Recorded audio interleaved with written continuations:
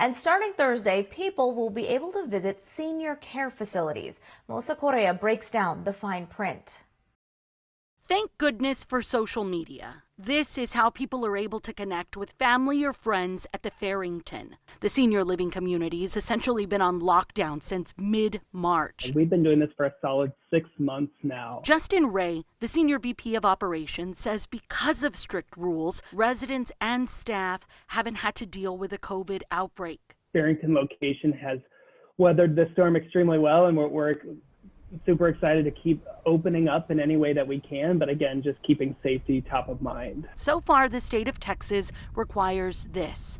Residents will be allowed to designate 2 essential caregivers. These are family or friends who will be trained by the facility to safely enter the location.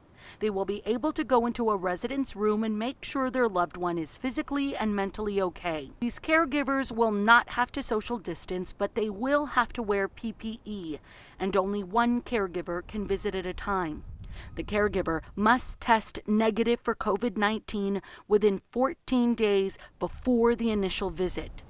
General visitors will be able to schedule an indoor visit, and a plexiglass barrier will protect the resident and visitor. It's kind of this balance, right, is that we're excited, and we also want to make sure that all the protocols that we've had in place and we continue to have in place meet those needs. And that's why, even though places like the Farrington can technically reopen on Thursday, the first visitors might actually walk in sometime after that.